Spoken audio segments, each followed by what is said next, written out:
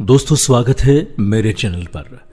और इस समय आप सुन रहे हैं गाथा छत्रपति शिवाजी राजे की आरजे प्रभाकर मोरे के साथ। मुगल वंश का सामना। शिवाजी ने बीजापुर के बादशाह से छुट्टी पाकर मुगल राज्य से सामना करने का विचार किया। एक पुष्कल सेना एकत्र करके दो भाग किए। पैदल सेना का अध्यक्ष तो मोरपंथ को बनाया और घुड़सवार सेना की बागडोर नेताजी पालकर के हाथ में थाम दी और आज्ञा दी कि मुगलिया मंडल को नष्ट भ्रष्ट करके अपना राज्य निष्नक बनाने के लिए कार्य आरंभ कर दो। फलस्वरूप नेताजी औरंगाबाद तक लूट खसूट करके लौट आए और पूना में विश्राम किया। जब ये सब समाचार औरंगजेब को मिला तो क्रोधित होकर शायस्ता खान मुखिया को आज्ञा दी कि तत्काल महती फौज लेकर इस उज्जड़ तथा धूर्त मराठे की दुर्गति कर दे और उसके संपूर्ण मंडल को ध्वस्त करके राज्य अपने अधिकार में कर ले और शिवाजी को कैद कर लाए।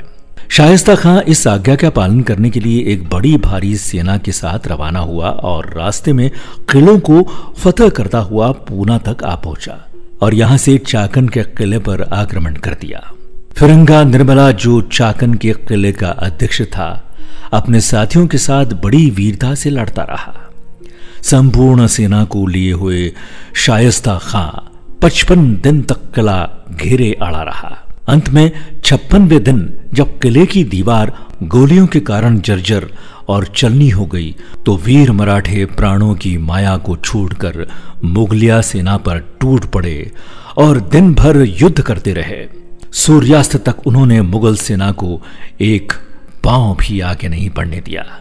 अंत में सूर्यास्त के समय लड़ाई बंद कर दी गई। प्रातःकाल मराठे दुर्गाध्यक्ष ने इतनी बड़ी सेना से सामना करना निष्फल जाकर किले को खाली कर दिया।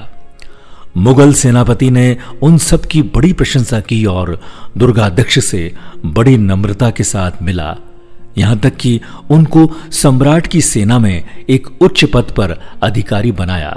परंतु वीर निर्मला ने यह पद स्वीकार न किया।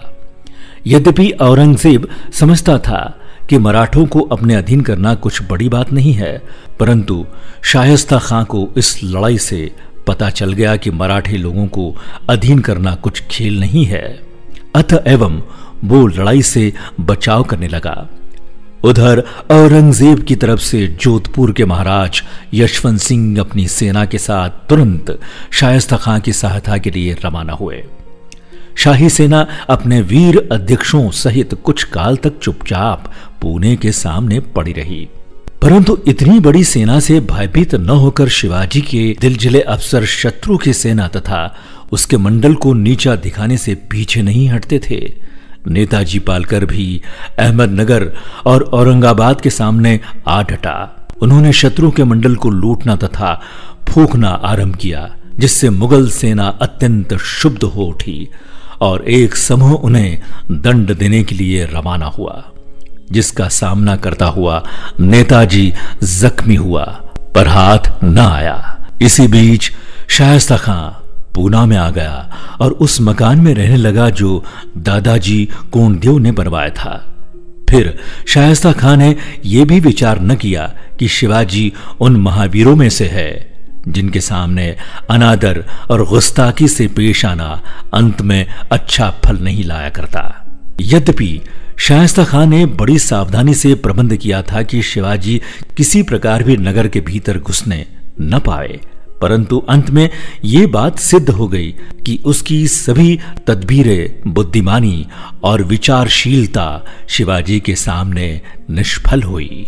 औरंगजेब के सिपाहसालार शायस्ता खां ने आज्ञा दी रखी थी कोई मराठा बिना प्रमाण पत्र नगर के भीतर न आने पाए, परंतु शिवाजी ने अपनी चालाकी से प्रमाण पत्र प्राप्त कर लिया और किला और नगर में प्रवेश किया।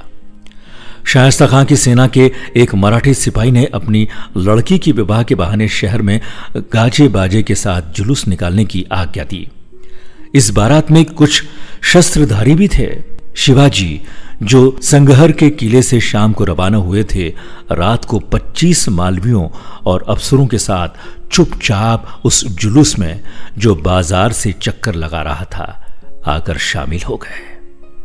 जब सब लोग सो गए तो शिवाजी और उनके साथियों ने, जो दादाजी के मकान की ईंट ईंट से परिचित थे, कुल्हाड़ियां लेकर रसोई घर के ऊपर चढ़ गए, जहां से उन्होंने अंदर घुसने का मार्ग बनाया। परंतु कुछ खटका होने से शायस्ता खां की स्त्रियां जाग गई और कोलाहल मच गया। शायस्ता खां भी जाग गया और एक खिड़की के रास्ते निकलकर भाग जाने की कोशिश में था कि शिवाजी ने उसके हाथ पर वार किया। फलस्वरूप उसकी एक उंगली कट गई। शायस्ता खां तो किसी प्रकार बचकर भाग निकला, परंतु उसका लड़का अब्दुल फतेह खां और बहुत से सिपाही मारे गए। जब वे 3 या 4 कोस की दूरी पर पहुंचे तब उन्होंने मशालें जलाई, मानो वे शाही सेना को, जो सामने खड़ी थी, दिखला रहे थे कि हम कैसी प्रसन्नता से बिना किसी चिंता भय के मशालों की रोशनी में आनंद लेते हुए अपना काम करके वापस जा रहे हैं। शिवाजी का ये काम उनके जीवन के बड़े कारनामों में मुख्य गिना जाता है, और क्यों न हो, जबकि सारी शाही सेना सामना करने के लिए सुसज्जित हो और शिवाजी 25 मनुष्यों के साथ शायस्ता खां के महल में जा घुसे और मार काट करके बिना किसी प्रकार की हानि के मशालों की रोशनी में गुजरते हुए अपने किले में वापस आए। एक ऐसी करतूत है जो फुर्ती से भरे हुए वीर के हिस्से में पड़ी है।